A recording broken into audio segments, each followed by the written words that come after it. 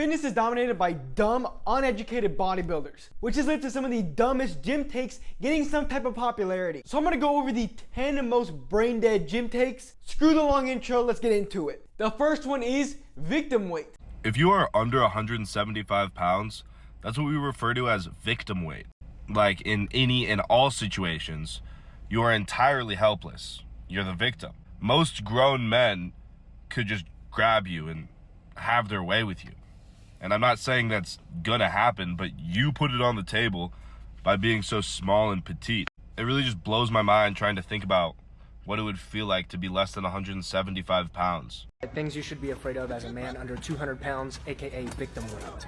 All right, number one, literally anything. You're under 200 pounds. Victim weight gym culture is just a projection of guys who want to be big because they're insecure. It's like there are a lot of fat people that would get mauled by someone 50 pounds smaller than them. And I'm going to be the one to break it to these people. Body composition matters way more than actual size. And I've learned this in my own personal life. As one time I was working out with a friend, and after our workout he wanted to go upstairs on some mats and grapple. And I was pretty hesitant because he'd been doing jiu-jitsu for a year and I had never really done it. Based on our actual body composition, he was about 6'1", 200 pounds. He wasn't crazy muscular. Some people might call him skinny fat if you're strict on body standards. And we were both roughly the same strength, except I was about 165 pounds. This is actually what I looked like at the time. It was probably my peak physique. And guess what? I ragdolled this dude. And this was all because my relative strength, or how strong I was compared to my body weight, was a lot better than his. And that incorporates a lot of things like muscularity and how lean you are. And then feeding off the confidence of this, I grappled with my brother a couple weeks later, and I didn't have the same success. You wanna know why? Because my brother was a lot leaner than him. The other guy was like 200 pounds of pillows. My brother felt more like a brick compared to him. When it comes to fighting, there are 3 important factors. And yes, muscle is one of them. There's a lot of bodybuilders who get confused when fighters tell them that muscles don't win fights. They're not saying that's not important. Like Bradley Martin would out wrestle me any day of the week. But I would rank that third in a 3-tier list of what's important for fighting, with fighting ability and skill being first, which I would think would be obvious, and then athleticism being second. Victim weight gym culture is awful because all it does is make people want to get big, and again, it just projects other people's insecurities on you, making you feel like you have to get bigger. And people who genuinely let these insecurities get put onto them are now chasing a body weight number as quick as possible. Dirty bulks are the perfect example of this not working. You add a bunch of fat according to the research with no additional muscle gain benefit. But hey, I'm 200 pounds now, so I'm not a victim anymore. If that makes you feel better, fine, it just masks your problems. And this topic is directly related to another brain dead gym take, which is body weight. So many people are so focused on what the scale says. And me being an influencer who's not on steroids, when people realize I'm 170 pounds, they somehow call me small. But when I look in the mirror, I would say I look pretty muscular, particularly to the average person in real life, because apparently that doesn't matter in fitness anymore. Because all anybody gets compared to now are people who are blasting gear and make money off of them blasting gear. I made a short saying what people's ideal body weight is, but I promise you it's not what you think. My brother phrased it as 50-pound syndrome. As people typically believe they need to be 50 pounds heavier than they actually need to be to look at their best. Like when I was starting my fitness journey at 130 pounds, I thought for girls to think I'm attractive, I needed to be 200 pounds. But when you start building muscle, particularly naturally, you realize that body weight doesn't matter. What you actually look like on the mirror does. Like I've gotten up to 180 pounds, and if I believe people in my comments who are probably smaller than me saying I'm small still, and that victim weight gym culture, I would still think I need to get heavier. When in reality, I looked so much better, closer to 160. And my strength numbers were similar, if not stronger, because that was just a period of my life where I was hyper focused on the gym. I don't know what it was. It was like I was starting my YouTube channel, so I was in insane shape. I was 165 pounds, repping out 315 squat, 405 deadlift, 225 bench. I felt just as energetic, but again, I was lighter. So when it comes to body weight, do not focus on the scale. I would even argue you don't even need to weigh yourself that often. Look at yourself in the mirror. That'll show you the progress. Another reason people might tell me to get bigger is on another brain dead take, which is he's bigger so he knows more than you. The sad reality of fitness now is if I blasted steroids and I got 20 pounds, 30 pounds bigger and more muscular and leaner, a lot of people would think I know more than I do now. When in reality, it's gonna be the same. There's a reason why bodybuilders have coaches who are smaller than them. They're just more intellectual in the field because there are so many factors that lead to getting bigger, like time frame of training, steroids, genetics, and oh yeah, the goal of actually wanting to get bigger. Because you're watching my channel, you probably don't believe that he's bigger so he knows more, but the average wannabe bodybuilder who's like 16 years old, 160 pounds, not even really that lean, actually believes this crap. Just like the crap that is bodybuilding helps me look better. This is kind of the whole reason I started my channel. I've gone over research countless times, and I'm sure you've noticed in your own life that bodybuilders are kind of viewed like a bad car accident. People look at them just because it's different and crazy, but ultimately it looks bad. If you want to look more aesthetic, if you want to look better, bodybuilding isn't the answer. Because the athletic and lean body types are much more aesthetic. And again, girls like those better. If you're into attracting the gym bros, then fine, you can bodybuild, that'll help you look better. But I want to attract things like this, so I knew I needed to look more aesthetic, aka athletic. That's where the whole athletic bodybuilding thing came about. Low key, when I invented athletic bodybuilding, it wasn't about being more athletic, being healthier. Those are side effects of looking better. So no, bodybuilding doesn't make you look better. It actually makes you look worse. It's just a brain dead, delusional take in fitness right now. Just like the take that equipment makes you safer. Recently, one of the Trend twins had all this gear on and got hurt. If you look at 9 out of 10 gym fails, they're wearing tons of equipment. Yet so many people think it actually makes them safer in the gym. And I've been saying for years now, it actually makes you less safe. And the reason I say this is because it causes you to lift weights you truly cannot handle. But why am I just saying this when the NSCA clarifies this for me?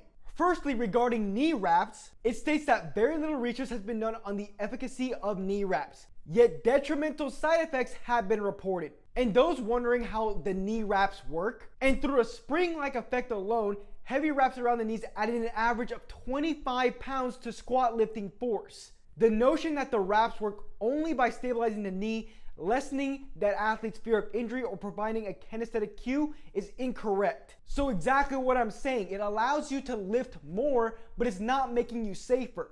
On the basis of a lack of evidence that knee wraps prevent injury, athletes should minimize their use. If used at all, knee wraps should be limited to the sets with the heaviest loads. That doesn't mean adding more weight, it's just using the knee wraps for your heavier sets. And now for the weightlifting belt, which everybody knows me as the anti-belt dude, which I want to say thank you, it really makes me feel good. It states that it is particularly risky for an individual who has been accustomed to wearing a belt to suddenly perform an exercise without one, because the abdominal musculature might not be capable of generating enough intra-abdominal pressure to significantly reduce erector spinae muscle forces, the erector spinae being one of the stabilizer muscles. The resulting excessive compressive forces on the disc could increase the chance of back injury. And furthermore, a weightlifting belt is not needed for exercises that do not directly affect the lower back. This idiot named Max Ucida said that this isn't true, but here's the text to prove it is. You don't just wear a belt for exercises that look this fine. Another example of a bodybuilder completely making something up. A weight belt is not necessary for exercises that do not directly load the low back. Another example of a stupid ass bodybuilder. Individuals may reasonably choose to never wear lifting belts if they build up the strength of their back muscles and the muscles that generate intra-abdominal pressure in a gradual and systemic manner if they practice safe resistance training exercise techniques. Many world-class Olympic-style weightlifters never wear belts, which is consistent to what I've been saying on my shorts for years. If you do not become accustomed to the belt, you don't need one. Your core does not become a limiting factor unless you make it one. So weightlifting equipment is not only not needed, but it actually makes you less safe. And I'm sure you're probably familiar with my next brain dead gym take, which is that protein is superior. Which is why these protein snacks are taking over nutrition nowadays. If you are cutting, then yes, technically protein is superior. But most people don't deserve to cut and aren't cutting, and that's when you don't need so much protein. A lot of people think the 1 gram per pound of body weight protein number is correct when it's actually less than that. The only reason that became a thing is because it's easy to remember. But the number is closer to 0.8 grams of protein per pound of body weight. You don't need as much protein as you think, but most people need more carbs and fats than they think, which are also very important for building muscle. Carbs are the main energy source for your workouts, not fat. Just because you can get energy from fat doesn't mean you should use it, as carbs are quick energy for high intensity, low duration bouts, which defines weightlifting. Fats help with your hormone levels, so your testosterone, which again is gonna help you build muscle. There's a reason why guys build more muscle than girls. So protein isn't superior, particularly on a bulk. Every macronutrient has its place for building muscle and improving performance. Brain Dead Gym Take number 7 is science-based lifting. The leaders of this movement are Jeff Nipples and Dr. Marlon Israetel. I've made a video on them before. I agree with a lot of what these guys say. However, they get to a point where they're too smart for their own good. I mean, when you got Jeff Nipples doing exercises like this, you know something's wrong in his head. Training should be simple. And the simplest way to train is to train movements over muscles. At least prioritize it. But with science-based lifting, they start over-exaggerating the stretch, orientating their bodies in a very strange way to get like 0.001% more muscle mass. Like at that point, it's just not worth it. I promise you, if you just do normal exercises and not this garbage, you're gonna build pretty much the same amount of muscle. There's no need to get into the nitty gritty of stuff. But luckily, Jeff Nipples actually did once that was beneficial for all of us free weight lovers, as he stated this. This is a big new study on muscle growth, and this is $1,000. And I'm gonna give it to the first person who can tell me what caused more muscle growth, free weights or machines. What do you think they found? That they're the same? They were the same? Yeah. Probably. You got it right. You're the first person. That's so many people. Congratulations.